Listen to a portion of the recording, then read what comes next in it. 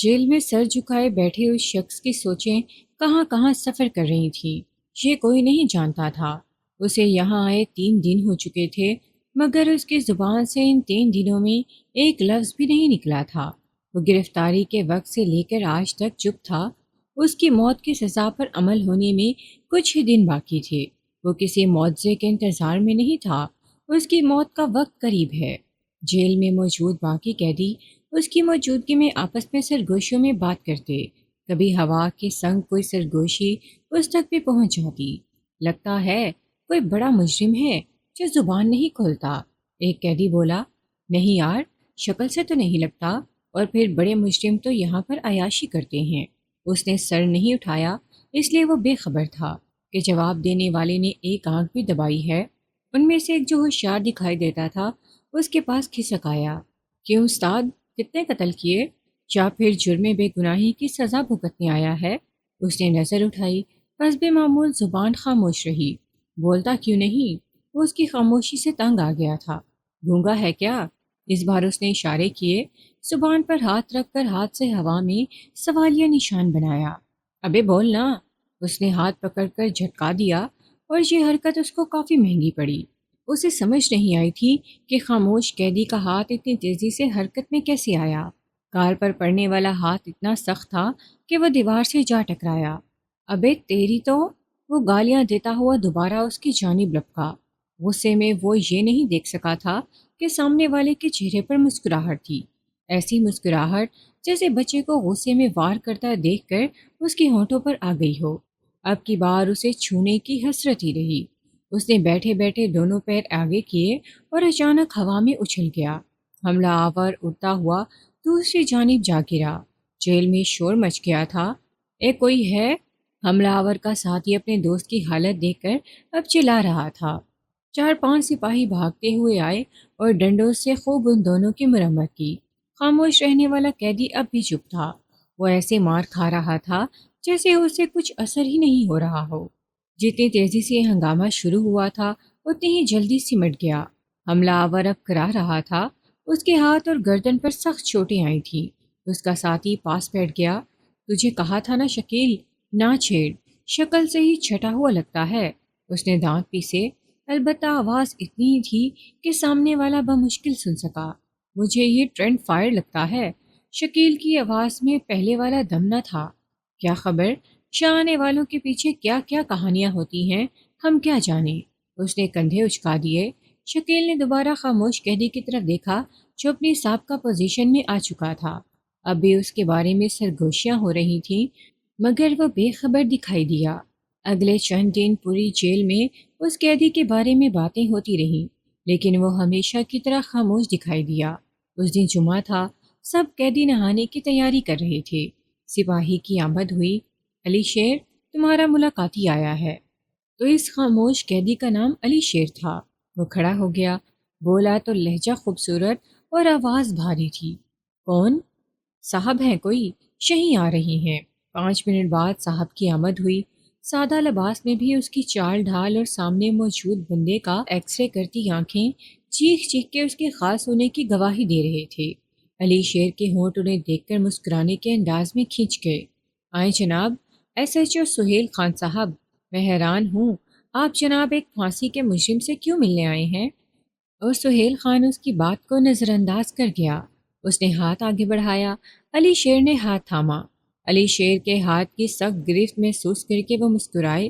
علی شیر، اگر تمہاری طرف سے کوئی خطرہ نہ ہو تو ہم کسی پرسکون جگہ بیٹھ کر بات کر سکتے ہیں۔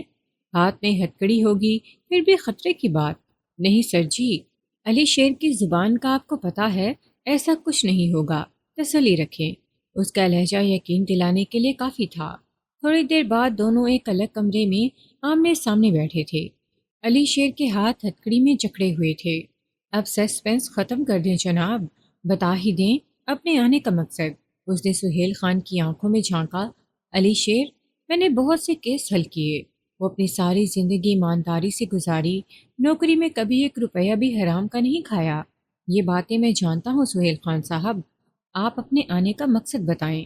اس نے ان کی بات کاٹی اور اپنا سوال دہرایا۔ اسی طرف آ رہا ہوں۔ مجھے پولیس میں کام کرتے 10 سال بیت گئے ہیں، لیکن آج تک کبھی کسی ایک کیس کے فیصلے پر بھی میں پچھتایا نہیں، لیکن تمہارا کیس واحد کیس ہے، اس کا جب سے فیصلہ ہوا ہے مجھے ایک لمحہ بھی سکون کا نصیب نہیں ہوا۔ میں نے ہر منٹ تمہیں سوچا ہے، تمہاری خاموشی مجھے ڈستی رہی ہے، اور میں آج تمہیں اس طرح بولتے دیکھ کر حیران ہو رہا ہوں۔ سہیل خان کے لہجے میں افسردگی تھی، آنکھوں میں ہلکی سرخی، شاید ان کی نیند پوری نہ ہونے کی وجہ سے تھی۔ تو اب آپ مجھ سے کیا چاہتے ہیں؟ سب کچھ سچ سچ سننا چاہتا ہوں۔ کہانی لمبی ہے، وقت ہے آپ کے پاس؟ ہاں کافی ہے، میں سنا دیتا ہوں، مگر میری دو شرائط ہیں، اگر منظور ہیں تو بولیں۔ شرائط بتاؤ۔ سہیل خان نے اس کی آنکھوں میں جھانکا۔ ایک شرط تو یہ کہ یہ ساری کہانی میرے اور آپ کے بیچ رہے گی، آپ یہاں سے نکلتے ہی سب بھول جائیں گے، اور دوسری شرط میں کہانی ختم ہونے کے بعد بتاؤں گا۔ آخری بات کہہ کر وہ ہنسا۔ چلو ہو جاؤ شروع، سہیل خان بے چینی سے بولے۔ وہ آہستہ آہستہ بولنے لگا۔ دو کمرے کے اس چھوٹے سے گھر میں 10 سال کا وہ بچہ علی شیر اپنے کھیل میں مگن تھا۔ اس نے ہاتھ میں کھلونا پستول پکڑا ہوا تھا اور بار بار ٹی وی کی طرف اشارہ کر کے منہ سے ٹھا کر رہا تھا۔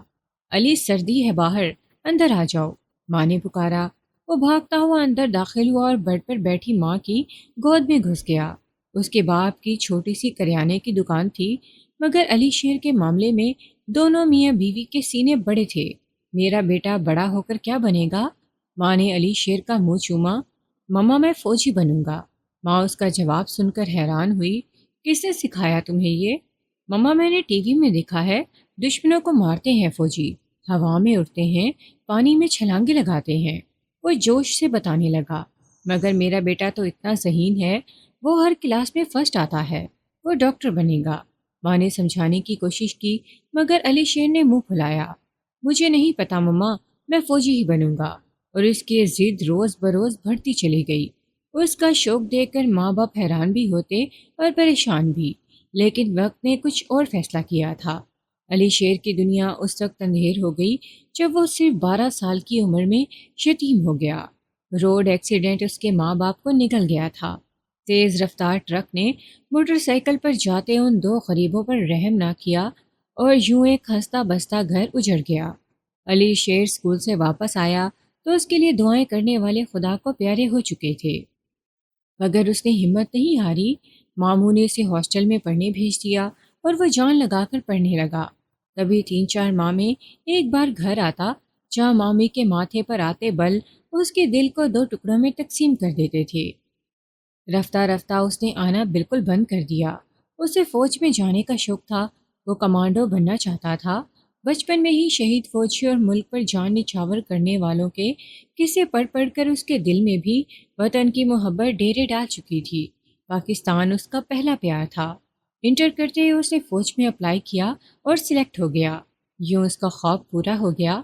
فوج میں اس کا شوق دیکھ کر اسے اسپیشل یونٹ میں شامل کیا گیا اور وہ SSG کمانڈو ٹریننگ کے لیے منتخب ہو گیا۔ یہ 9 ماہ کا سب بہت سخت تھا۔ SSG کی ٹریننگ دنیا کی ہر قسم کی کمانڈو ٹریننگ سے زیادہ مشکل سمجھی جاتی ہے۔ ان کا ٹرینر کوئی ایک نہیں تھا، بہت سے لوگ تھے جو مختلف فیلڈ میں ان کی رہنمائی کرتے تھے۔ انہی میں ایک آفتاب خان تھے، 50 کے لگ بھگ ان کی عمر تھی، مگر سپر فٹ دکھائی دیتے تھے۔ ان دنوں ان کی ٹریننگ کے آخری دن چل رہے تھے جب وہ واقعہ پیش آیا جس نے علی شیر کی زندگی بدل دی۔ آفتاب خان نظم و ضبط کے سخت پابند تھے، مگر علی شیر سے ان کی دوستی تھی۔ وہ اس کے جذبے کو پسند کرتے تھے، وہ اسے اکثر اپنے گھر بھی لے جاتے تھے جو محکمے کی طرف سے انہیں ملا ہوا تھا۔ ان کی بیوی ملکہ ان سے 15 سال چھوٹی تھی اور دیکھنے میں بالکل جوان لگتی تھی۔ علی شیر اس کی کمپنی کو انجوائے کرتا تھا۔ ایک دن وہ سب ایک ہال میں اکٹھے تھے جب آفتاب خان نے اعلان کیا، بس 1 ہفتہ اور پھر آپ کی ٹریننگ مکمل ہو جائے گی، اور میں چاہوں گا تم سب کامیاب ہو اور ملک کی خدمت کرو۔ ان کی بات سن کر ہال تالیوں سے گونج اٹھا۔ جب وہ واپس جا رہے تھے تب انہوں نے علی شیر کو اشارہ کیا۔ یس سر، وہ پاس جا کر بولا۔ یار تمہارا آخری ہفتہ ہے، آج ملکہ نے تمہیں ڈنر پر بلایا ہے۔ وہ اس سے بے تکلف تھے۔ یس سر، میں ضرور آؤں گا۔ تم آنا، میں شاید تم دونوں کو جوائن نہ کر سکوں، آج ایک امپورٹنٹ میٹنگ ہے۔ انہوں نے اس کا کندھا تھپتھپایا اور آگے چل دیے۔ وہ اپنے کمرے میں واپس آیا اور مخصوص یونیفارم اتار کر سادہ کپڑے پہننے لگا۔ رات ہوتے ہی وہ رہائشی حصے کی جانب بڑھ گیا۔ آفتاب صاحب گھر پر نہیں تھے۔ ملکہ نے اس کا استقبال کیا۔ آج خلاف معمول وہ میک اپ میں اور خوبصورت کپڑوں میں ملبوس نظر آ رہی تھی۔ آئیے جناب، اتنا انتظار؟ علی شیر اور وہ آپس میں بے تکلف تھے۔ جی بس ایسے ہی، آج وہ پہلی بار آفتاب خان کی غیر موجودگی میں آیا تھا، اس لیے جھجک رہا تھا۔ آؤ اندر۔ وہ اسے ڈرائنگ روم میں بٹھا کر کچن میں چلی گئی۔ واپس آ کر مسکراتے ہوئے بولی، تمہارے صحابہ شاید نہ آ سکیں، بہرحال میں نے سوچا تم کو چلے جانا ہے، پھر شاید وقت ملے یا نہ ملے، اس لیے آج بلا لیا جائے۔ بہت شکریہ آپ کا۔ اپنوں سے شکریہ نہیں بولتے علی، اس نے عجیب لہجے میں کہا اور گہری سانس لے کر بولی، تم جب پہلے دن اپنے سر کے ساتھ آئے تھے یہاں، میں نے تمہیں بہت پسند کیا تھا علی، بہت اچھے لگے تھے تم مجھے۔ وہ جانتا تھا ملکہ اسے پسندیدہ نظروں سے دیکھتی ہے، مگر وہ یوں اپنی پسندیدگی کا اظہار کرے گی یہ اس نے کبھی نہ سوچا تھا۔ آج وقت ہے علی، کیوں ضائع مت کرنا اسے، میں جانتی تھی آج وہ نہیں ہوں گے، اسی لیے بلایا ہے تمہیں۔ علی اس کی بے باکی پر حیران رہ گیا۔ وہ اٹھنا چاہتا تھا مگر ملکہ اپنے صوفے سے اٹھ کر اس کے پاس آ گئی۔ نہیں علی، جاؤ مت، پلیز میری بات مان لو۔ علی خاموش تھا مگر اسے یہ بات قطعی منظور نہ تھی۔ اس نے ہاتھ چھڑایا اور کھڑا ہو گیا۔ ملکہ اس سے لپٹ گئی۔ وہ خود کو چھڑوا کر بھاگ جانا چاہتا تھا مگر وہ ہوا جو دونوں نے سوچا نہ تھا۔ ملکہ کی نظر سامنے پڑی، وہ چونک کر پیچھے ہٹی۔ آفتاب خان سرخ چہرہ لیے انہیں دیکھ رہے تھے۔ میں نہیں جانتا تھا میرے گھر میں میری غیر موجودگی میں یہ کھیل رچایا جا رہا ہے۔ ان کی باروب آواز نے علی شیر کے جسم میں سنسناہٹ پیدا کر دی۔ علی شیر، تم نے میرا اعتبار توڑا ہے۔ وہ تھوڑا آگے آئے۔ مگر سر، اس نے کچھ کہنا چاہا لیکن انہوں نے ہاتھ اٹھا کر اسے خاموش کروا دیا۔ نکل جاؤ یہاں سے، انہوں نے باہر کی جانب اشارہ کیا۔ میری بات سنیں سر۔ وہ ان کے پاس آیا۔ آفتاب خان کا ہاتھ اٹھا اور اس کے چہرے کی ایک سائڈ سرخ کر گیا۔ علی شیر، نکل جاؤ یہاں سے۔ جذبات کی شدت سے ان کی آواز کپ کپا رہی تھی۔ وہ باہر نکلتا چلا گیا۔ اسے خبر نہیں تھی بعد میں ملکہ کے ساتھ کیا ہوا۔ کمرے میں آ کر ادھر ادھر ٹہلنے لگا۔ وہ رات سخت پریشانی لیے ہوئی تھی۔ وہ اپنے مستقبل کے لیے فکر مند تھا جو ایک ناکردہ جرم کی سزا میں تباہ ہو سکتا تھا۔ اگلے 2 دن اسے آفتاب خان دکھائی نہیں دیے۔ یہ خاموشی کسی طوفان کی آمد کی خبر سنا رہی تھی، اور طوفان آیا۔ 2 دن بعد وہ رات کو ٹریننگ سے تھکا ہارا سو رہا تھا۔ اس کے ساتھ کمرے میں ایک اور نوجوان بھی موجود تھا۔ اچانک باہر دستک ہوئی۔ اس کی آنکھ کھل گئی۔ چھٹی ہی اس خطرے کی گھنٹی بجا رہی تھی۔ اس نے احتیاط سے دروازہ کھولا اور خود تیزی سے ایک سائڈ پر ہو گیا۔ یہی حرکت اسے سامنے سے پڑنے والی لات سے بچا گئی۔ اس نے دروازے کو زوردار جھٹکا دیا اور سامنے سے آنے والا پیچھے جا گرا۔ مگر وہ 1-2 نہیں تھے، بہت سے تھے۔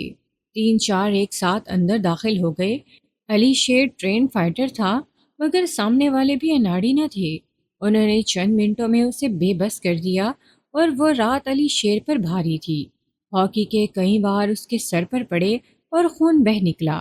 ایک نقاب پوش نے کچھ اس انداز میں اس کی ٹانگ پر وار کیے کہ وہ درد سے بلبلا اٹھا۔ پیر کے بالکل اوپر ماہرانہ انداز میں ہاکی سے وار کیے گئے۔ وہ جانتا تھا کہ اس کا مستقبل ختم کرنے کی سازش ہے مگر وہ بے بس تھا۔ اسے حیرانی اس بات کی تھی کہ اس کے ساتھی کیوں خاموش ہیں، مگر یہ راز تب کھلا جب ایک شخص کا نقاب اتر گیا اور علی شیر اسے پہچان چکا تھا۔ یہ اسی کے ساتھیوں میں سے تھا۔ آفتاب خان کا چہرہ اس کی نظروں میں گھوما اور وہ اپنے ہی خون میں لت پت قالین پر گرا اور بے ہوش ہو گیا۔ اگرچہ زخموں سے مکمل نجات مل چکی تھی مگر ہلکی لنگڑاہٹ خطرے کی علامت تھی۔ اس نے بہت کوشش کی مگر یہ لنگڑاہٹ ختم نہ ہو سکی۔ آرمی کے ڈاکٹرز اور سرجن نے اسے یہ افسوسناک خبر سنائی کہ اب یہ لنگڑاہٹ پوری عمر اس کے ساتھ رہے گی۔ فوج اور اسپیشل یونٹ سے اسے ریٹائرڈ کر دیا گیا۔ مستقبل کا خواب اس طرح برباد ہو گیا۔ یہ اس نے کبھی سوچا نہیں تھا۔ جب وہ گھر واپس آیا تو ماموں نے اسے الگ کمرے میں بٹھا کر سمجھایا، علی بیٹا، تمہاری مامی کو بالکل یہ پسند نہیں کہ تم اس گھر میں رہو۔ جوان اولاد ہے، میری جوان بیٹی ہے، اس لیے تم اپنا بندوبست کہیں اور کر لو۔ علی بھی رہنے نہیں آیا تھا، اسے ماموں کی سیدھی اور سچی باتیں اچھی لگیں۔ وہ مسکرا کر کھڑا ہو گیا۔ ماموں میں یہاں رہنے نہیں آیا، میں دوسرے شہر جا رہا ہوں جاب کی تلاش میں۔ ماموں نے اسے گلے لگا کر رخصت کیا۔ وہ خود مجبور تھے۔ شو علی شیر کی زندگی میں ایک نیا موڑ آ گیا۔ سہیل خان نے گہری سانس لی۔ تو یہ تھا تمہارا بیک گراؤنڈ۔ اس رات تم پر حملہ کرنے والوں کا کچھ پتہ چلا؟ نہیں، سب جانتے تھے کہ یہ کون لوگ ہیں، مگر آفتاب خان کی وجہ سے چپ رہے۔ وہ انچارج تھے ہمارے یونٹ کے لیے، اس لیے کوئی کچھ نہیں کر سکا۔ وہ افسردگی سے مسکرایا۔ تو پھر آگے کیا ہوا؟ میں سمجھتا تھا ہمیں خطرہ صرف سرحدوں پر ہوتا ہے، مگر میں غلط تھا۔ ہم اپنے ملک کی جڑیں خود اپنے ہاتھوں سے کاٹ رہے ہیں اور کھوکھلا کر رہے ہیں۔ یہی میرے ساتھ ہوا۔ مجھ پر حقیقت کھلنے میں دیر لگی۔ علی شیر کی آنکھوں میں کرب تھا۔ اس کی ساری زندگی فوج اور اسپیشل یونٹ میں ڈسپلن کے ساتھ گزری تھی، اس لیے عام زندگی اب اس کے لیے مشکل تھی۔ دوسرے شہر میں آ کر وہ ایک دوست کے پاس ٹھہرا۔ 3 دن ادھر ادھر آفس میں نوکری کے لیے بھٹکتا رہا، مگر کچھ حاصل نہ ہوا۔ ایک دن وہ پریشان بیٹھا کچھ سوچ رہا تھا کہ دوست کی آمد ہوئی۔ عدیل اس کا کلاس فیلو تھا اور یہاں بینک میں نوکری کرتا تھا۔ کیوں پریشان ہے شہزادے؟ اس نے بیٹھتے ہی کہا۔ یار کوئی جاب مل ہی نہیں رہی، اس نے اداس لہجے میں کہا۔ تو اس میں اداس ہونے والی کون سی بات ہے؟ وہ ہنسا۔ مل جائے گی نوکری، ویسے بھی یہ بڑا شہر ہے، یہاں نوکری اور چھوکری اتنی آسانی سے نہیں ملتی۔ شہر ہر جگہ اپلائی کیا ہے، کہیں ڈھنگ کی جاب ہے ہی نہیں، اور اگر ہے تو فوج سے نکالے گئے شخص کو اس لیے نوکری نہیں دیتے کہ ان کے خیال میں فوجی کریک ہوتے ہیں۔ وہ تلخ لہجے میں بولا۔ تم ایک کام کرو۔ کیا؟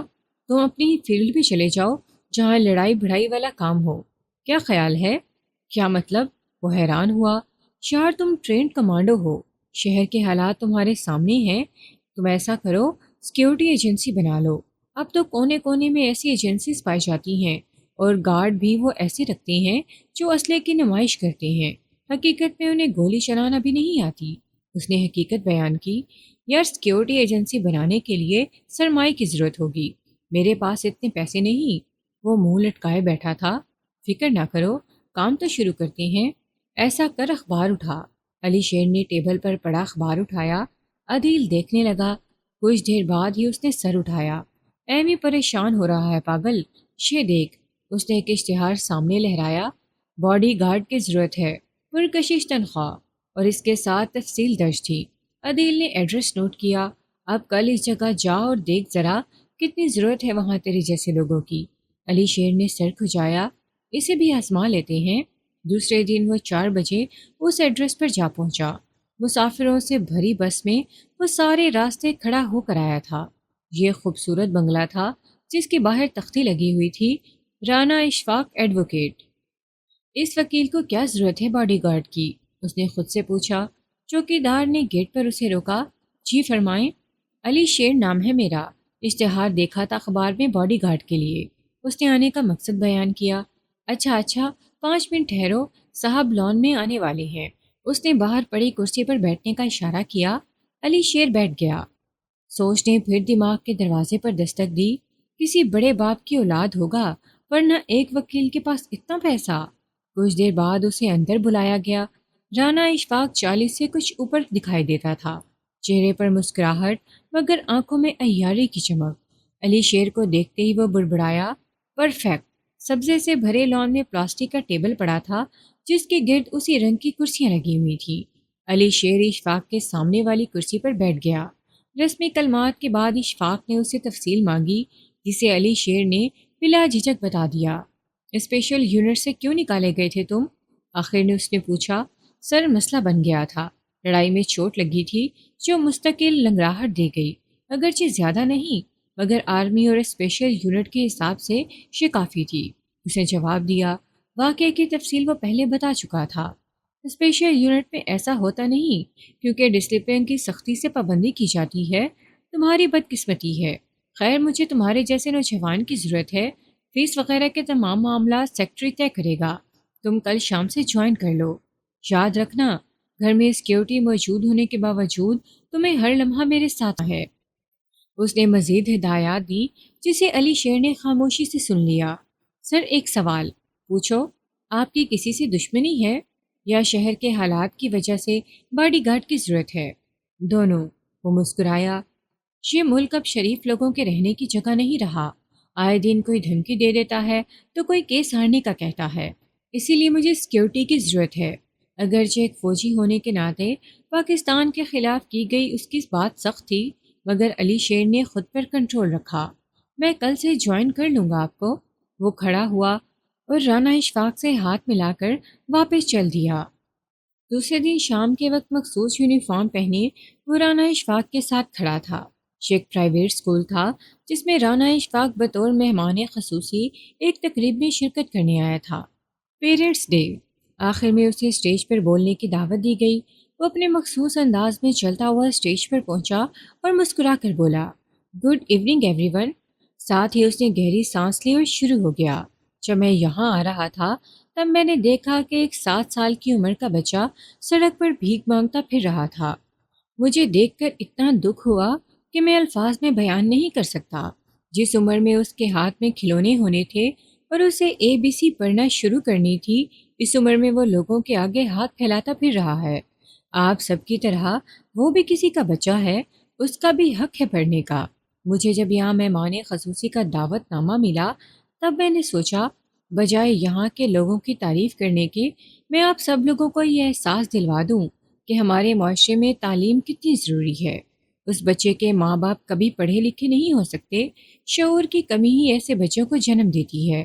آج رانا اشفاق یہاں کھڑا ہے تو اس کی وجہ اس کے ماں باپ ہیں۔ ماں باپ ہی ہیں جو ایک بچے کو قاتل ڈاکو چور کے بجائے ڈاکٹر، ٹیچر، انجینئر بناتے ہیں۔ آپ پر فرض ہے اس وطن کا، اس مٹی کا، آپ کو اپنا مستقبل محفوظ بنانا ہے۔ 5 منٹ کی تقریر میں رانا اشفاق کی وطن سے محبت ظاہر ہو رہی تھی۔ جب وہ اسٹیج سے اترا تب پورا ہال تالیوں سے گونج رہا تھا۔ واپسی پر گاڑی ایک سگنل پر رکی۔ وہ ایک معذور بچہ تھا جو پیر گھسیٹتا ہوا ان کے پاس آیا۔ صاحب، صبح سے کھانا نہیں کھایا، کچھ دے دو خدا کے نام پہ۔ اور رانا اشفاق کے ڈرائیور نے اسے جھڑک دیا۔ علی شیر یہ سب دیکھ رہا تھا۔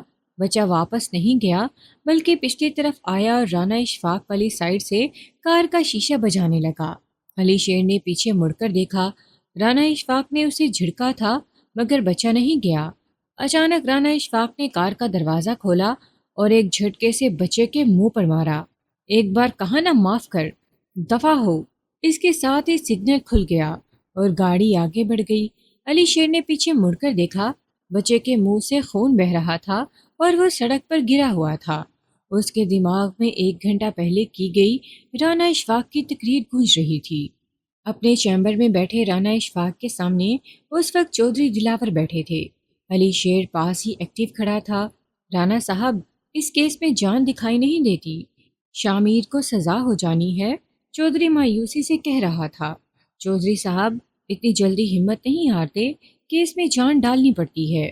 رانا آگے جھکا، مخالف پارٹی کمزور ہے، تھوڑا دباؤ ڈالیں گے مان جائے گی۔ نہیں مان رہی، وہ بڈھا کچھ زیادہ اچھل رہا ہے، کہتا ہے میرا بیٹا مر گیا، مستقبل کا سہارا تھا، اور پتہ نہیں کیا کیا بکواس کرتا رہتا ہے۔ چودھری جھنجھلایا ہوا تھا۔ چودھری دلاور کے بیٹے شامیر کی گاڑی نے پچھلے دنوں ایک غریب مزدور کے بیٹے کو کچل دیا تھا۔ شامیر شراب کے نشے میں دھت تھا۔ پولیس پاس ہی موجود تھی اور وہ موقع پر گرفتار ہوا تھا، اس لیے امید کی جا سکتی تھی کہ اسے کم از کم 10 سال کی سزا ہوتی۔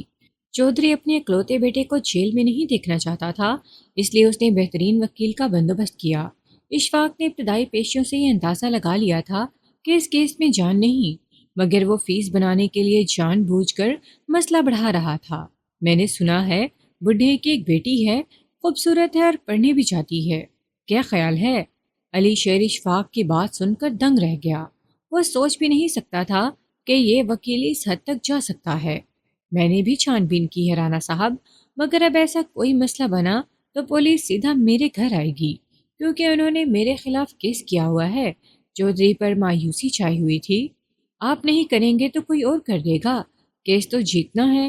رانا اشفاق کیس ہار جائے یہ کیسے ممکن ہے؟ اس کے لہجے میں غرور تھا۔ چودھری دلاور کے جاتے ہی اس نے فون اٹھایا، فراز کو بھیجنا ذرا۔ تھوڑی دیر بعد فراز سامنے موجود تھا، ہلکی شیو بڑھی ہوئی، چہرے پر زخم کا نشان اور درمیانے قد کے فراز کو دیکھ کر علی شیر کی حس نے الارم بجایا۔ یہ اچھا بندہ نہیں ہو سکتا۔ فراز کو دیکھ کر یہی خیال اس کے دماغ میں آیا۔ فراز، ایک کام ہے تم سے۔ حکم کریں جناب۔ اس کے انداز میں فرما برداری تھی۔ ایک ایڈریس نوٹ کرو۔ 20-22 سال کی ایک لڑکی ہے، اٹھا کر کسی محفوظ ٹھکانے پر لے جانی ہے، کچھ دن رکھیں گے پھر چھوڑ دیں گے۔ فراز کون تھا؟ وکلا کے ان چیمبرز میں اس کا کیا کام تھا؟ علی شیر لا علم تھا، مگر رانا اشفاق کی ہر حرکت اسے حیران کر رہی تھی۔ یہ تو راز ہے رانا کی شاہانہ زندگی کا۔ کیس جیتنے کے لیے شے ہر حد کراس کر سکتا ہے۔ اس نے کچھ سمجھتے ہوئے سر ہلایا۔ دوسرے دن شام کے وقت رانا اشفاق نے بجائے گھر جانے کے ڈرائیور کو گاڑی شہر سے باہر لے جانے کا حکم دیا۔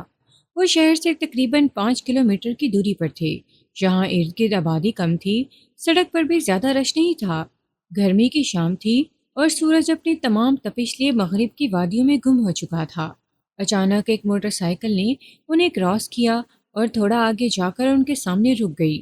سر، یہ تو وہی لڑکا ہے؟ ڈرائیور کے منہ سے بے اختیار نکلا۔ کون؟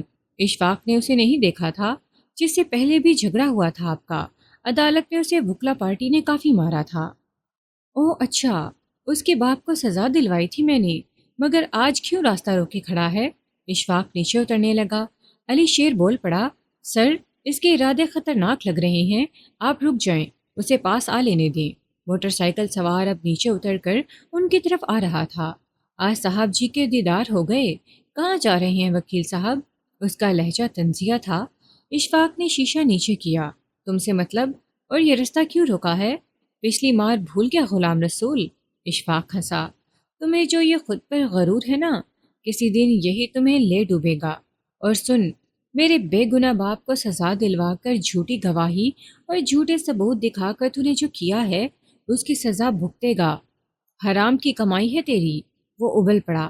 علی شیر ایکٹیو بیٹھا تھا۔ ہا ہا ہا، اشفاق کا کہکہا گونجا۔ وکیل کی کمائی حرام کی نہیں ہوتی، ہمارا پیشہ ہے، یہ سب کرنا پڑتا ہے۔ ویسے میرا ارادہ تو تیرے باپ کو 15-20 سال کے لیے اندر بھجوانے کا تھا، مگر جج کو رحم آ گیا۔ اس نے سامنے والے کو تاؤ دلایا۔ تیری میں، غلام رسول نے گالیاں دیتے ہوئے جیب میں ہاتھ ڈالا، مگر وہ جو کرنا چاہتا تھا اس کی حسرت دل میں رہی۔ علی شیر تیزی سے نیچے اترا۔ جیب سے چاقو نکال کر غلام رسول نے اشفاق کے بجائے علی شیر پر حملہ کر دیا۔ اس نے آرام سے وار بچایا اور گھوم کر دائیں ہاتھ کا پنچ اس کے منہ پر مارا۔ یہ ٹرینڈ فائٹر کا وار تھا۔ اس کے سامنے کے کئی دانت ٹوٹ گئے اور منہ سے خون ابل پڑا۔ اس نے چلاتے ہوئے دوبارہ وار کرنے کی کوشش کی، لیکن یہ اس کے بس سے باہر تھا۔ علی شیر نے 1 منٹ کے اندر ہی اسے دھنک کر رکھ دیا۔ وہ نیچے گرا کرا رہا تھا۔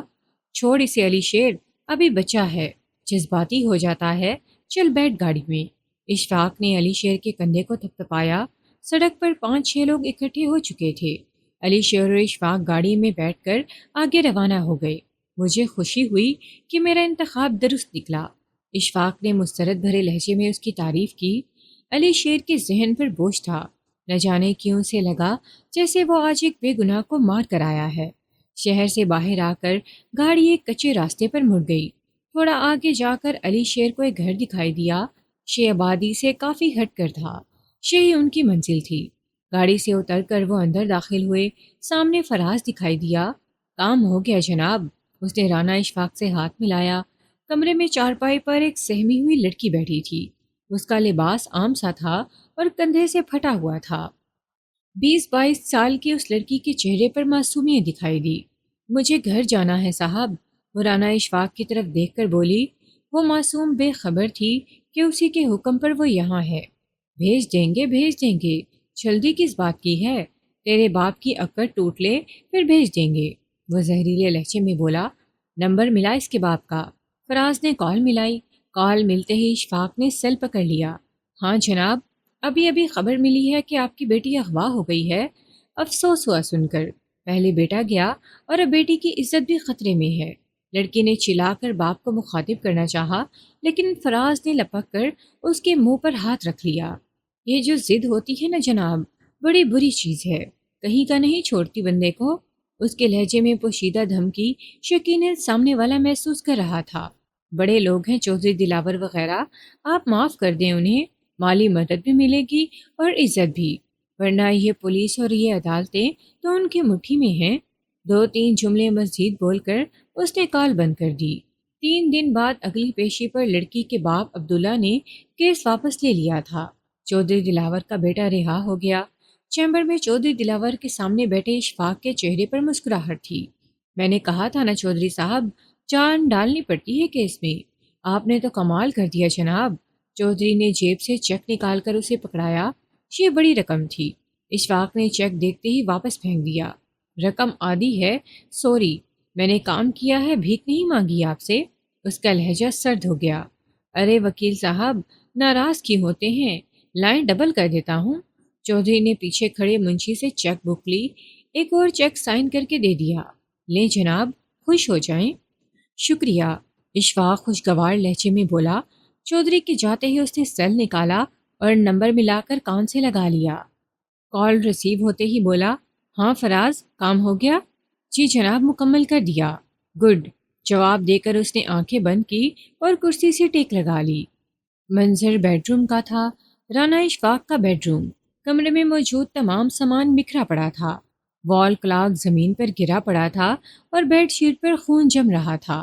آسیہ بیگم آج گھر پر نہیں تھی اور خوش قسمت تھی کیونکہ اسی وجہ سے اس کی جان بچ گئی تھی۔ رانا اشفاق کی گردن آدھی سے زیادہ کٹی ہوئی تھی، ایسے لگ رہا تھا جیسے اسے کسی نے ذبح کیا ہے۔ گرا ہوا وال کلاک ٹھیک 12:03 پر رکا ہوا تھا۔ کمرے کے باہر علی شیر بے ہوش پڑا تھا۔ چوکی دار بھی گہری نیند سو رہا تھا۔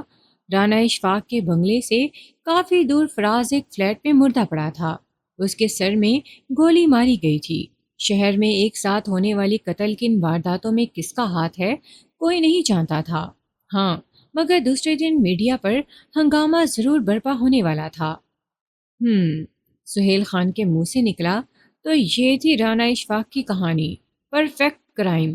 اس کے بعد تمہارا کہاں جانا ہوا؟ علی شیر خاموش بیٹھا رہا۔ اس کے بعد، اس نے کچھ سوچا، اس کے بعد ایک سیاست دان کے پاس، جسے بس یہ پتا تھا کہ میں فائٹر ہوں اور لڑ سکتا ہوں۔ علی شیر مسکرایا۔ پولیس کی سخت انویسٹیگیشن کے بعد وہ تھکا ہارا عدیل کے فلیٹ پر لوٹ آیا۔ اسے واپس آئے 3 دن ہوئے تھے۔ عدیل نے ابھی تک اس سے کوئی سوال نہیں پوچھا تھا۔ چوتھے دن جب وہ ناشتہ کر رہا تھا تب عدیل نے اس سے پوچھا، تو اب مستقبل کے لیے کیا سوچا ہے؟ کچھ نہیں، کہیں اور باڈی گارڈ کی نوکری تلاش کروں گا۔ کہیں اشتہار وغیرہ دیکھو۔ ویسے ایک اور کام ہے میرے پاس، اگر کرنا چاہو تو۔ وہ اس کی آنکھوں میں دیکھتے ہوئے بولا، کیسا کام؟ ویسے مجھے لڑائی بھڑائی کے سوا کوئی خاص کام نہیں آتا۔ وہ الجھ گیا۔ شار میں جانتا ہوں، خیر میں تجھے بتانا چاہتا ہوں، تیرے جیسے بہترین فائٹر کی ضرورت ہے ایک جگہ۔ سسپنس مت پھیلا، سیدھی سیدھی بات کر۔ وہ بیزاری سے بولا، داراب خان کو جانتے ہو؟ ہاں، سیاست میں تھے پہلے، آج کل ذرا آرام فرما رہے ہیں، مگر زوردار قسم کے بندے ہیں۔ کروڑوں کی جائیداد کے مالک اور صوبے کے چند بااثر ترین افراد میں سے ہیں۔ اس نے جواب دیا، ہاں وہی داراب خان۔ اس کے فارم ہاؤس پر ہر سال عید کے دوسرے دن ایک فائٹ ہوتی ہے۔ اسٹریٹ فائٹر کی لڑائی سمجھ لو۔ ہر فائٹر کو کافی بڑی رقم دی جاتی ہے۔ تم اگر لڑنا چاہو تو ضرور جاؤ، اس سال کچھ ہی دن باقی ہیں۔ شار، یہ کوئی مستقل ذریعہ تو نہیں کمائی کا؟ پھر ہماری جان پہچان کہاں ہے اس جاگیردار سے، جو ایسے منہ اٹھا کر جائیں گے اور لڑ کر واپس آ جائیں گے؟ وہ جھنجھلا گیا۔ پاگل انسان، تجھے پیسے درکار ہیں اپنی سیکیورٹی ایجنسی بنانے کے لیے۔ وہاں لڑائی ہار بھی گیا تو اتنی رقم ہاتھ آئے گی کہ آرام سے تیرا کام ہو جائے گا۔ پر یار، اسٹریٹ فائٹر کی لڑائی میں ایک ٹرینڈ بندے کا کیا کام؟ اس نے دوبارہ سوال اٹھایا۔ ہم وہاں یہ شو تھوڑی کریں گے کہ تم ٹرینڈ ہو، اور جان پہچان کی فکر نہ کر، ہمارے بینک میں اکاؤنٹ ہے اس کا، میں جانتا ہوں اسے اور وہ بھی مجھے جانتا ہے۔ اس کا سیکٹری میرا اچھا دوست ہے۔ اس نے ہاتھ تھپ تھپایا۔ تم تیار ہو تو میں بات کروں؟ چل کر، جو ہوگا دیکھا جائے گا۔ ایک ہفتے بعد عدیل نے اسے خوشخبری سنائی، ہو گیا تیرا کام، کافی بڑا شو ہے یار اس بار، سیاست دان ہوں گے اور جوا بھی کروڑوں کے حساب سے لگے گا۔ یقین نہیں آتا یہ پاکستان ہے، شورف جیسا ماحول بنایا ہوا ہے۔ وہ افسوس سے سر ہلانے لگا۔ پاکستان تو ہم جیسے مڈل کلاس لوگوں کے لیے ہے، یہ سیاستدان اور جاگیردار شروع سے لے کر اب تک یورپ جیسا ماحول رکھتے ہیں۔ وہاں دیکھنا شراب اور شباب کا انتظام یورپ سے بڑھ کر ہوگا۔ اس نے آنکھ دبائی۔ یہ سب تو ٹھیک ہے، مجھے تھوڑی پریکٹس کی ضرورت ہے، کافی دنوں سے آرام میں ہوں۔ اس نے مسئلہ بیان کیا۔ اس کا بندوبست بھی کر لیتے ہیں شہزادے، بس ذرا اپنے مسلز مضبوط کر لے۔ وہ ہنسا۔ دوسرے دن سے علی شیر نے قریبی ایک جم میں جانا شروع کر دیا۔ 7 8 دن جم کی پریکٹس کی اور آخر وہ دن آ ہی گیا۔ عید عدیل کے سامنے ہی منانے کے بعد وہ داراب خان کے فارم ہاؤس روانہ ہو گئے۔ شہر سے تقریباً 2 گھنٹے کی مسافت پر ایک گاؤں کے پاس یہ فارم ہاؤس تھا، جو ان کی توقع سے زیادہ شاندار ثابت ہوا۔ سوئمنگ پول، انتہائی خوبصورتی سے تعمیر کیے گئے کمرے، ایک درختوں کی قطار اور لان میں کھلے ہوئے خوبصورت پھول دیکھنے کے لائق تھے۔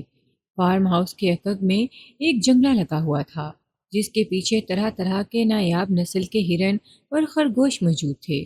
خلاف توقع یہاں رش زیادہ تھا۔ لمبے لمبے قطاروں میں آنے والے سیاستدان اور وڈیروں میں کئی MNA MPA اور وزیر شامل تھے، جن کے پیچھے پھرنے والے سیکیورٹی گارڈ کی تعداد بھی کافی زیادہ تھی۔ لوگ ابھی آ رہے تھے، مقابلہ دوسرے دن ہونا تھا۔ فائٹر کی حیثیت سے علی شیر کو سب پسندیدہ نظروں سے دیکھ رہے تھے۔ داراب خان نے اسے ہاتھ ملایا۔ 55 سال کی عمر کا داراب ابھی جوان نظر آتا تھا۔ کن پٹی سے بال سفید تھے، مگر جسم ان سفید بالوں کے برعکس مضبوط دکھائی دیتا تھا۔ رات کا کھانا انہیں کمرے میں دیا گیا۔ علی، میں نے پچھلے مقابلوں کی ویڈیوز دیکھی ہیں، خونی لڑائی ہوتی ہے۔ عدیل بولا۔ رات کے 12 بج چکے تھے، مگر فارم ہاؤس پر دن کا سماں تھا۔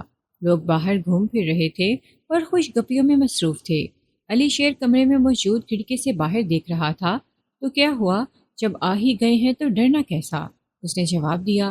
پھر بھی یار، جان کا خطرہ ہے۔ کیا مطلب؟ پچھلے سال یہاں ایک فائٹر کی گردن کی ہڈی ٹوٹ گئی تھی، اس نے جواب دیا۔ اوہ، اس نے ہونٹ سکیڑے۔ مطلب فری سٹائل فائٹ ہے، چل دیکھتے ہیں کیا ہوتا ہے، اس نے ہلکے پھلکے انداز میں جواب دیا اور گہری سانس لے کر پوچھا، ویسے یہ سارا کام غیر قانونی ہے؟ ہاں ہاں، عدیل ہنس پڑا۔ شہزادے، یہاں کیا قانون اور کیسا قانون، پولیس کے چند افسران خود یہاں موجود ہیں۔ یار، فوج میں ہم سمجھتے تھے ہمیں صرف بیرونی دشمنوں سے خطرہ ہے، مگر ہماری بہت بڑی غلط فہمی تھی۔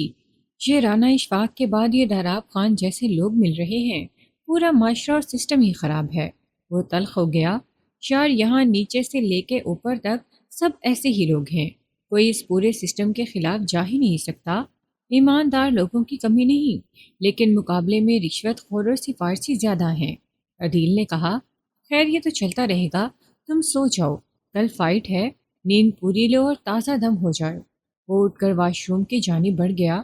دوسرے دن صبح انہیں وہ جگہ دکھائی گئی جہاں لڑائی ہونی تھی۔ یہ جگہ فارم ہاؤس کے عقب میں 4 دیواری کے درمیان تقریباً ریسلنگ کے میدان کے طرز تعمیر کی گئی تھی۔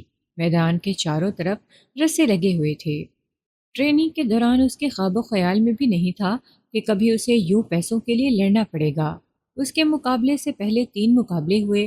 پہلے 2 بالکل عام مقابلے تھے، جس طرح سڑکوں پر گھومنے والے چھوٹے موٹے بدماش لڑتے ہیں۔ تیسرا مقابلہ شاندار تھا، دونوں فائٹرز تجربے کار تھے۔ آخر ایک کا بازو ٹوٹنے کے بعد یہ لڑائی انجام کو پہنچی۔ علی شیر دیکھ رہا تھا۔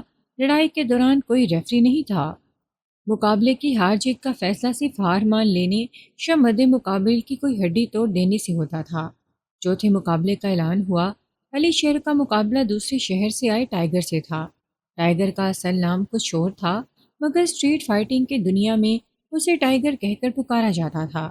وہ جب میدان میں آیا تو علی شیر نے اسے غور سے دیکھا۔ وہ قد میں اس سے تھوڑا کم، مگر اس کا جسم زیادہ مضبوط دکھائی دیتا تھا۔ اس کی حرکات سے لگ رہا تھا کہ وہ لڑائی کی گرج جانتا ہے۔ علی شیر نے شرٹ اتاری اور میدان میں داخل ہو گیا۔ شور سے کان کے پردے پھٹ رہے تھے۔ اسے معلوم تھا اس کے مقابلے میں ٹائیگر پر لگنے والا جوا کہیں زیادہ ہے، کیونکہ ایک مشہور نام تھا۔ داراب خان کی چیئر ان سے زیادہ دور نہیں تھی۔ اس کی آواز علی شیر کو سنائی دی۔ وہ ٹائیگر سے مخاطب تھا۔ زیادہ دیر مت لگانا، آج تجھ پر لاکھوں لگا رہے ہیں، 3 4 منٹ میں باہر پھینک اس کو۔ علی شیر نے زیادہ توجہ نہیں دی۔ فائٹ کی آواز آتے ہی دونوں پوزیشن میں آ گئے۔ پہلا حملہ ٹائیگر نے کیا۔ اس نے گھوم کر دایاں پیر اس کے منہ پر مارنے کی کوشش کی، مگر علی شیر جھکائی دے گیا۔ اس کے ساتھ ہی ٹائیگر ہوا میں اچھلا اور اس کا بایاں پیر حرکت میں آ گیا۔ علی شیر اچھل کر پیچھے گرا۔ اسے سنبھلنے میں 1-2 سیکنڈ سے زیادہ کا وقت نہیں لگا۔ ٹائیگر نے اشارے سے اسے پاس بلایا۔ وہ فلموں سے کچھ زیادہ متاثر دکھائی دیتا تھا اور تکبر بھری مسکراہٹ سے دیکھ رہا تھا۔ یہی غرور اس کے لیے خطرناک ثابت ہوا۔ علی شیر تیزی سے اس کی جانب بھاگا، تھوڑے فاصلے سے ہوا میں اچھلا اور سر کی بھرپور ٹکر اس کی چوڑی چھاتی پر دے ماری۔ اس سارے کھیل میں علی شیر کی تیزی کمال کی تھی۔ ٹائیگر کو سنبھلنے میں دیر لگی۔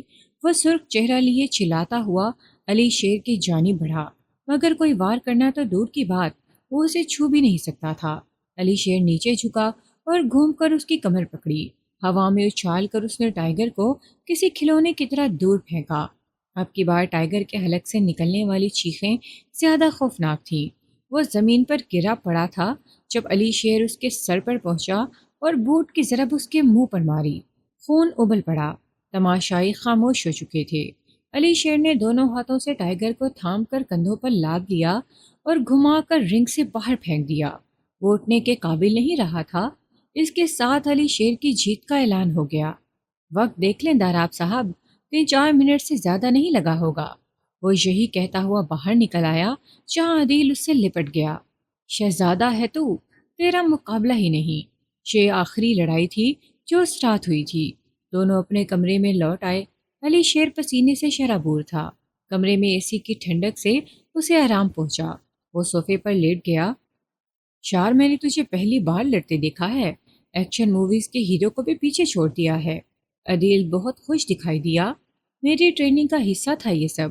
کہاں ملک کے دشمنوں سے لڑنا اور کہاں یہ معمولی غنڈے۔ اس نے سر ہلایا۔ داراب تیری وجہ سے لاکھوں ہارا ہے۔ بڑی خاص نظروں سے دیکھ رہا تھا تجھے۔ ہاں میں نے بھی نوٹ کیا ہے۔ خیر، اس نے آنکھیں موندی۔ انہیں آئے تھوڑی ہی دیر ہوئی تھی کہ دروازے پر دستک ہوئی۔ کون؟ عدیل نے پوچھا۔ ہم ہیں داراب خان۔ باہر داراب خان کی آواز سنتے ہی دونوں نے الجھی ہوئی نظروں سے ایک دوسرے کی جانب دیکھا۔ علی شیر نے کندھے اچکا دیے۔ عدیل نے دروازہ کھولا۔ داراب صاحب، آپ نے کیوں زحمت کی؟ ہمیں بلا لیا ہوتا۔ اس نے خوش آمدی لہجے میں داراب کو ویلکم کیا۔ ارے ایسی کوئی بات نہیں۔ داراب کے ساتھ ایک 24 سال کا نوجوان بھی کھڑا تھا۔ داراب خان اندر داخل ہوا۔ یہ میرا بیٹا ہے شہیر خان۔ اسے نوجوان کا تعارف کروایا۔ علی شیر نے کھڑے ہو کر دونوں سے ہاتھ ملایا۔ دونوں ایک ساتھ صوفے پر بیٹھ گئے۔ رسمی باتوں کے بعد داراب خان مقصد کی بات پر آیا۔ علی شیر، مجھے تم اسٹریٹ فائٹر نہیں لگے۔ تم بالکل کسی ٹرین فائٹر کی طرح لڑتے ہو اور مجھے تمہارا انداز بہت اچھا لگا۔ وہ سانس لینے کے لیے رکا اور قدر توقف سے دوبارہ بولنے لگا۔ تم لڑائی کے دوران ایک پیر کا استعمال کم کرتے ہو۔ مجھے محسوس ہوا ہے اس پیر میں کوئی پرابلم ہے، کوئی انجری وغیرہ۔ وہ سوالیہ نظروں سے دیکھنے لگا۔ علی شیر نے اس بات میں سر ہلایا اور بولا، جی ایک لڑائی کے دوران چوٹ لگی تھی۔ خیر، میرے ساتھ ساتھ شہیر بھی تمہاری لڑائی سے متاثر ہوا ہے اور یہ چاہتا ہے تم ہمارے ساتھ رہو، اس کے ایک باڈی گارڈ بن کر۔ اس نے آنے کا مقصد بیان کیا۔ تم پر کسی قسم کا دباؤ نہیں۔ اگر یہ کام کرنا چاہو تو تمہیں مناسب سے بڑھ کر تنخواہ ملے گی اور ساتھ میں دیگر سہولیات بھی۔ بات کے اختتام پر دونوں علی شیر کے چہرے کی طرف دیکھ رہے تھے۔ میں سوچ کر بتاؤں گا۔ اس کا جواب سن کر شہیر کے چہرے پر مایوسی دکھائی دی۔ شاید وہ یہ سوچ کر آیا تھا کہ علی شیر مان جائے گا۔ ہمیں خوشی ہوگی اگر تم ہماری بات مانو گے تو، داراب خان اٹھتے ہوئے بولا۔ دونوں آگے پیچھے چلتے ہوئے کمرے سے باہر نکل گئے۔ دروازہ بند کر کے عدیل اس کی جانب واپس آیا۔ کیا خیال ہے شہزادے؟ آفر بری نہیں ویسے؟ شار، آفر بری نہیں، مگر رانا اشفاق کی طرح یہ بھی نکلا تو؟ اور اس طرح منہ اٹھا کر باڈی گارڈ نہیں بنائیں گے۔ پہلے میرے بارے میں مکمل تفصیل جمع کریں گے اور بہت سی باتیں کھلیں گی۔ اس کی بات میں سچائی تھی۔ عدیل کچھ سوچنے لگا۔ ٹرائی مارنے میں کیا حرج ہے؟ 2-3 ماہ کر لو پھر چھوڑ دینا۔ لازمی نہیں جیسا تم سوچ رہے ہو ویسا ہی سب کچھ ہو۔ پھر کیسا ہوگا تم خود سوچ لو۔ میں تو لگا سونے۔ وہ اٹھ کر اپنے بستر کی جانب بڑھ گیا۔ اگلے دن دونوں داراب خان کے سامنے موجود تھے۔ چائے کا کپ میز پر پڑا تھا اور داراب خان کچھ سوچ رہا تھا۔ علی شیر، اس نے سر اٹھایا۔ کیا فیصلہ کیا تم نے؟ جی میں تیار ہوں، شہیر صاحب کے ساتھ رہوں گا۔ عدیل نے چونک کر اس کی طرف دیکھا۔ کل رات تک تو وہ بالکل نہیں مان رہا تھا۔ تم نے پہلے یہ شو کیوں نہیں کیا کہ تم ٹرینڈ ہو، فوج سے نکالے ہوئے ہو اور پچھلے دنوں قتل ہونے والے رانا اشفاق کے باڈی گارڈ تھے؟ اب چونکنے کی باری دونوں کی تھی۔ انہیں معلوم تھا کہ داراب خان معلومات حاصل کر لے گا، مگر اتنی جلدی یہ اندازہ نہ تھا۔ میں فائٹ میں حصہ لینا چاہتا تھا، اس لیے یہ سب کچھ چھپانا ضروری تھا۔ اس نے سچ بتا دیا۔ داراب کچھ سوچنے لگا۔ بہرحال شہیر تمہیں پسند کرنے لگا ہے، اس لیے تم آج سے اس کے باڈی گارڈ ہو، بلکہ یوں سمجھ لو تم اس کے رائٹ ہینڈ ہو۔ اور میری بات غور سے سن لو، سمجھ لو، شہیر خان کے ہر حکم کی تعمیل تمہارا فرض ہے، چاہے وہ جو کہے جب کہے۔ اس کی بات سن کر علی شیر نے کچھ دیر سوچا اور بولا، جی سر، ایسا ہی ہوگا۔ اب تم جا سکتے ہو، شام تک تمہیں تمام ضروری سامان مل جائے گا۔ اس کا اشارہ ہتھیار اور لباس کے بارے میں تھا۔ کمرے میں واپس آ کر عدیل نے کہا، یہ فیصلہ کیوں کیا؟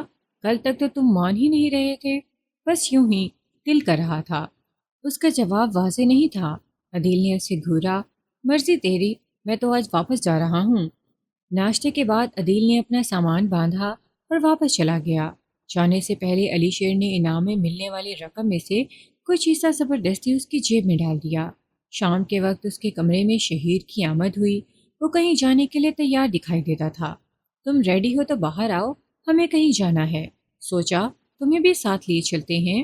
جی ریڈی ہوں۔ وہ کھڑا ہوا۔ دونوں آگے پیچھے چلتے ہوئے کار تک آئے۔ نئے ماڈل کی اس مہنگی کار کا رخ شہر کی طرف تھا۔ شہر میں ان کی منزل ایک فلیٹ تھا، جہاں شہیر اپنے دوست کے پاس رات 11 بجے تک بیٹھا رہا۔ 11 بجتے ہی دوست کو لے کر وہ ایک بنگلے پر پہنچا۔ کار سے اترتے ہی شہیر نے کہا، علی شیر، تم بھی میرے ساتھ آؤ گے؟ وہ سر ہلا کر پیچھے چل پڑا۔ شہیر کے دوست کا نام احتشام تھا۔ اسے ناپسندیدہ نظروں سے علی شیر کی طرف دیکھا۔ شہیر، اسے ساتھ لیے پھرنے کی کیا ضرورت ہے؟ تجھے کس سے خطرہ ہے؟ یہ تو بس ویسے ہی۔ شہیر نے آنکھ دبائی۔ داراب خان کے بیٹے کے ساتھ باڈی گارڈ نہ ہوگا تو پھر کس کے ساتھ ہوگا؟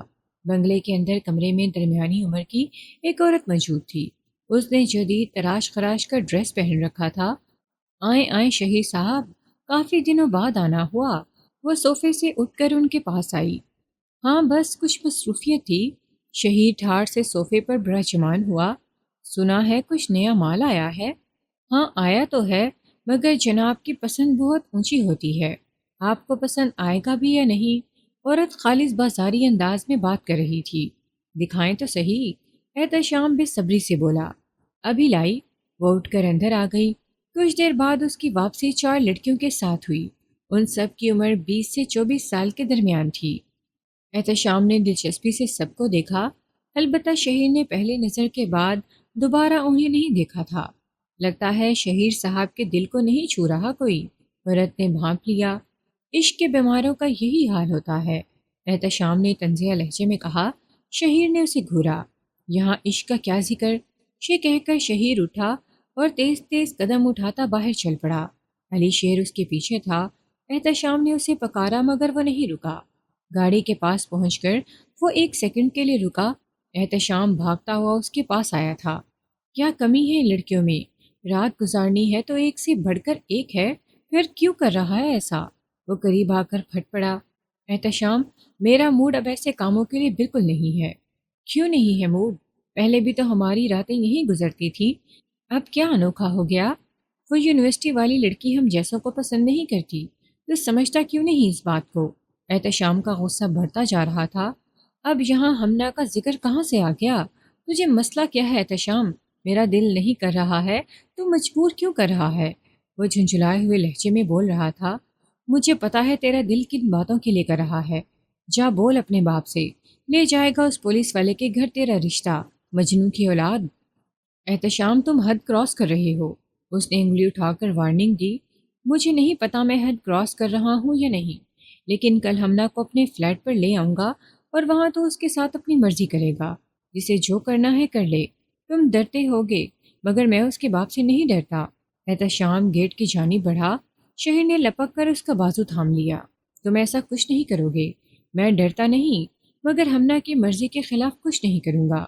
دونوں کی بحث بڑھتی جا رہی تھی۔ آخر شہیر اسے گھسیٹ کر کار تک لے آیا اور وہ فلیٹ پر واپس آ گئے۔ فلیٹ میں 2 گھنٹے دونوں کے درمیان خوب بحث ہوئی۔ آخر کسی نتیجے پر پہنچ کر شہیر وہاں سے اٹھا تھا۔ ان کی واپسی 3 بجے کے قریب ہوئی۔ واپسی کا سفر بالکل خاموشی سے طے ہوا۔ 2 دن بعد شہیر حویلی کے کمرے میں داراب کے سامنے موجود تھا۔ علی شیر کمرے کے باہر تھا، مگر اس کے کانوں میں داراب کی آواز گونج رہی تھی۔ شہیر خان، تم نے اس لڑکی کو کہاں رکھا ہوا ہے؟ بابا، میں اس سے محبت کرتا ہوں، جہاں ہے محفوظ ہے، کسی نے ہاتھ تک نہیں لگایا اسے۔ شہیر کی آواز مدھم تھی، مگر اس کی بات پوری طرح سمجھ میں آ رہی تھی۔ دکھ اس بات کا نہیں کہ تم نے ایسی حرکت کی، دکھ تو اس بات کا ہے کہ تم نے ہمیں بتایا تک نہیں۔ وہ پولیس والے کی بیٹی ہے، ایسی حرکت کرنے سے پہلے مجھے بتایا تو ہوتا، میں خود اسے تمہارے پیروں میں لا پھینکتا۔ آواز دوبارہ گونجی۔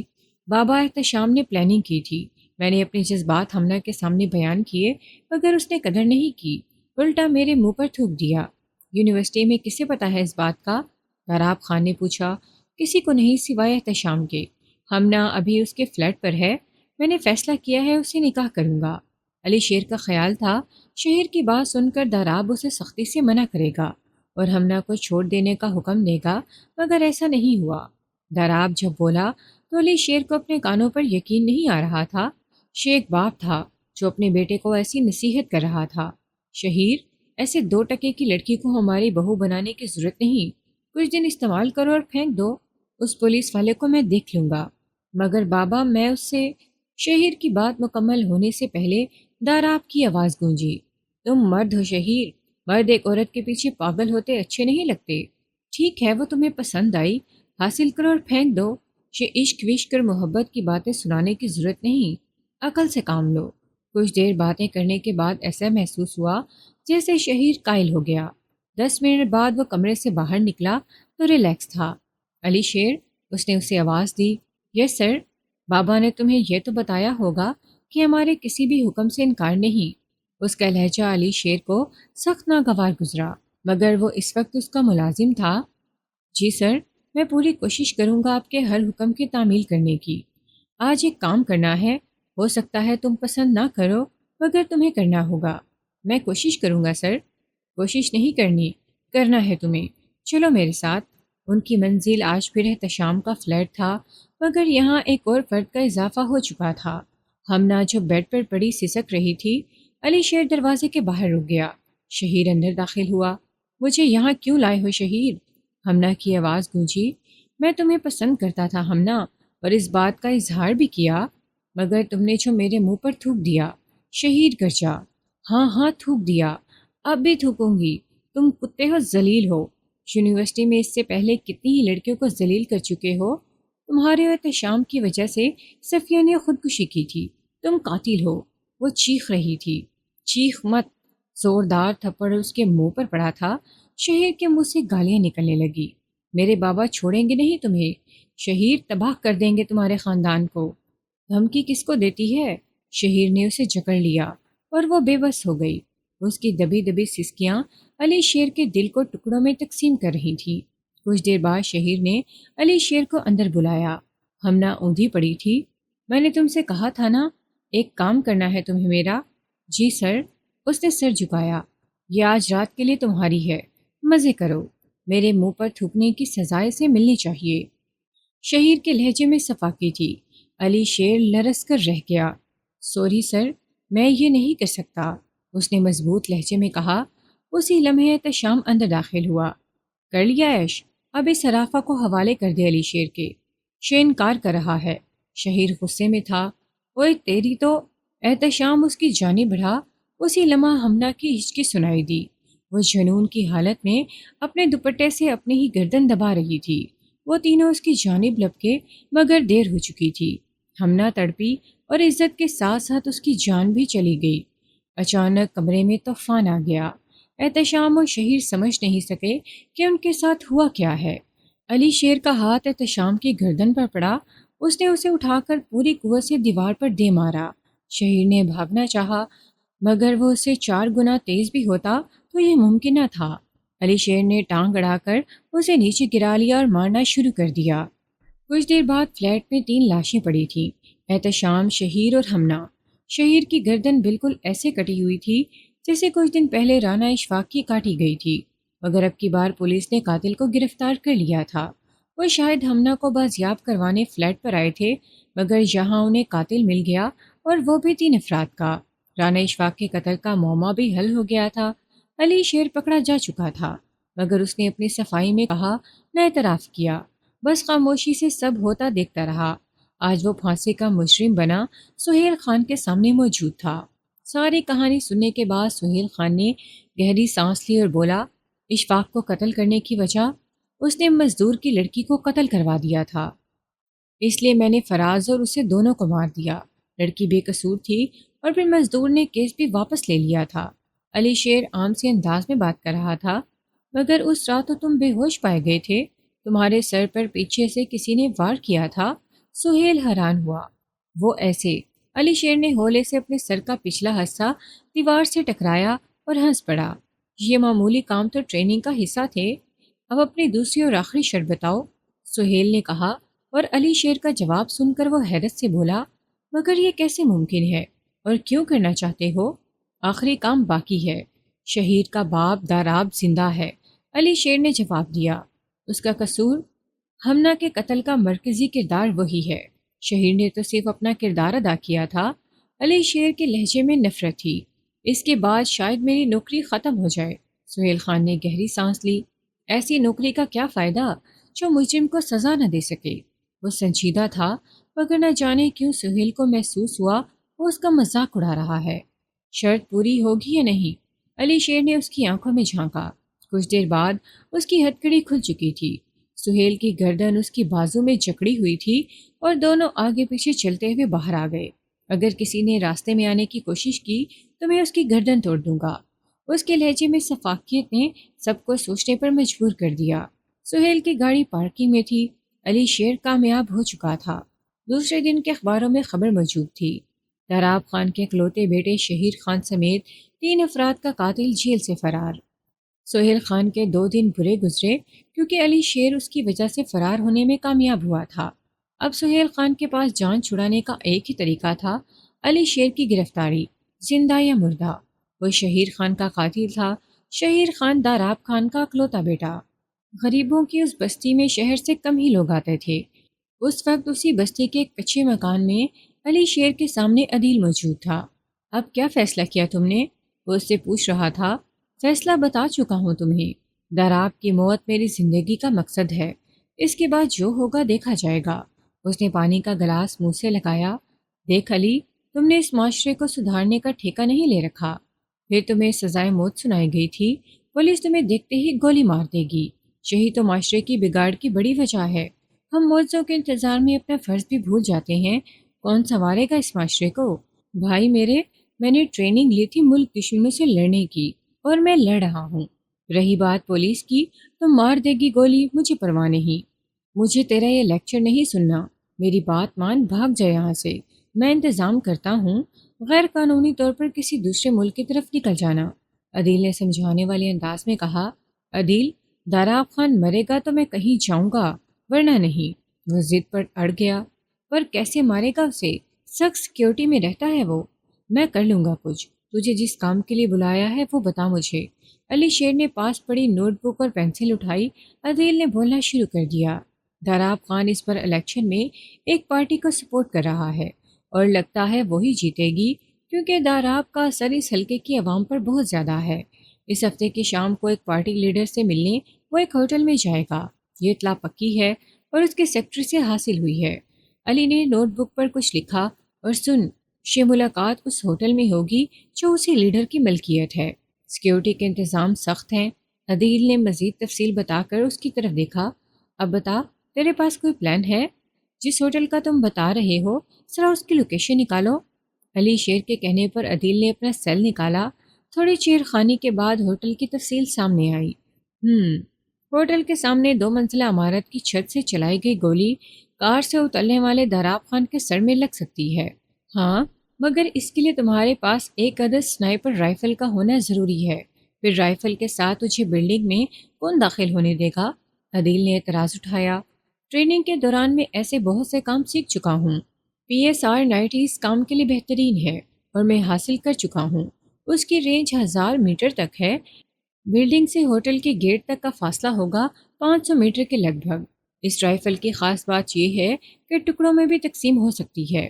علی شیر اٹھ کر اندر گیا اور ایک بیگ اٹھا لایا۔ اس میں رائفل کا تمام سامان تھا۔ اس کا بندوبست کہاں سے کیا؟ عدیل نے پوچھا۔ مجھے خبر تھی اس کام کے لیے ایسے ہی کسی چیز کی ضرورت پڑے گی، اس لیے کسی نہ کسی طرح انتظام کر ہی لیا۔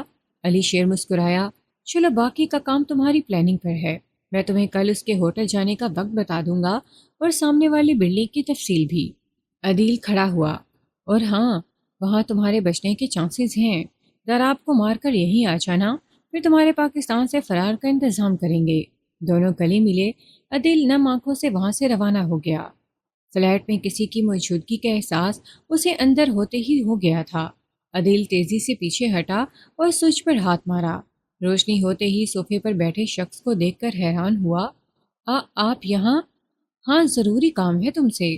سامنے والے شخص کی آواز میں روب تھا۔ عدیل مرعوب ہوا۔ جی سر، کیسا کام؟ کیا پلان ہے اس کا؟ عدیل بات کا مطلب جانتا تھا مگر جواب دینا اس کے لیے ممکن نہیں تھا۔ کس کا؟ تم اچھی طرح جانتے ہو عدیل، جواب دو ورنہ تمہاری فیملی مشکل میں پڑ سکتی ہے۔ سر، میرے پاس اتنا وقت نہیں، سامنے والا شخص چلایا۔ جلدی بھونک ورنہ ابھی تیری ماں اور بہن کو اٹھوا لوں گا۔ عدیل پسینے میں تر ہو چکا تھا۔ اس نے ہکلاتے ہوئے ساری پلاننگ بتا دی۔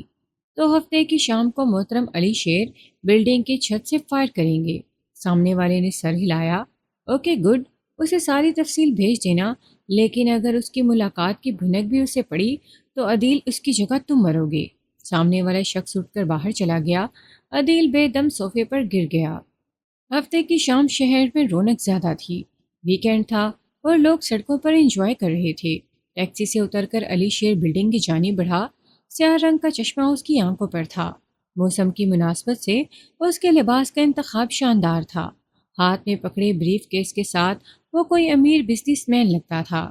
شاید یہی وجہ تھی جو بلڈنگ کے سیکیورٹی گارڈ نے اسے روکنے کی کوشش نہیں کی۔ وہ آسانی سے دوسری منزل پر آ گیا۔ بلڈنگ کی چھت پر پانی والی ٹینکی کے ساتھ چھپنے کی جگہ تھی۔ کسی نے علی شیر کو نہیں دیکھا تھا۔ وہ وہیں بیٹھ گیا۔ اس نے بریف کیس میں رائفل کے ٹکڑے نکال کر جوڑے اور انتظار کرنے لگا۔ تقریباً 15 منٹ بعد داراب خان کی گاڑیوں کا قافلہ ہوٹل کے سامنے رکا، جہاں سے ہوٹل کا گیٹ صاف دکھائی دے رہا تھا۔ داراب خان نیچے اترا۔ آج اس کی سیکیورٹی معمول سے زیادہ تھی کیونکہ اس کے بیٹے کا قاتل آزاد گھوم رہا تھا۔ علی شیر نے نشانہ باندھا۔ اس کا جسم ساکت ہو چکا تھا۔ داراب گیٹ پر بس 1-2 سیکنڈ کے لیے رکا تھا اور یہ وقت علی شیر کے لیے کافی تھا۔ دھائیں کی آواز گونجی۔ گولی گردن سے تھوڑی اوپر لگی تھی۔ داراب نیچے گر گیا۔ گرنے سے پہلے وہ مر چکا تھا۔ علی شیر نے جلدی جلدی رائفل کو ٹکڑوں میں تقسیم کیا۔ ابھی وہ اٹھنے ہی والا تھا کہ ایک اور فائر ہوا۔ اس بار یہ ریوالور کا فائر تھا جو علی شیر کے کندھے پر لگا۔ وہ تڑپ کر نیچے گرا۔ دوسرا فائر اس کے بائیں کندھے میں انگارے بھر گیا۔ سامنے موجود شخص کو دیکھ کر اس کے اپنی نگاہوں پر بھروسہ نہیں ہو رہا تھا۔ کیوں؟ اس کے منہ سے بس اتنا نکلا۔ تم نے میرا بدلہ لیا علی شیر۔ مجھے افسوس ہو رہا ہے مگر مجھے خود کو بچانا بھی ہے۔ ہمنا میری بیٹی تھی، ظالموں نے اسے مار دیا۔ میں بے بس تھا، کچھ کر نہیں سکتا تھا۔ داراب خان طاقتور تھا۔ تم نے شہیر و احتشام کو تو مار دیا مگر داراب بچ گیا۔ اسے مارنے کے لیے تمہارا جیل سے باہر آنا ضروری تھا۔ تم سے ملنا، تمہارا فرار کرانا، یہ سب میرا پلان تھا اور تمہارے اس پلان کی خبر مجھے عدیل سے مل گئی۔ تمہیں مار کر افسوس تو ہو رہا ہے مگر مجبوری ہے۔ سہیل خان نے آخری گولی اس کے سر میں ماری۔ علی شیر کا قصہ ختم ہو چکا تھا۔ وہ تھکے تھکے قدموں سے نیچے اترنے لگا۔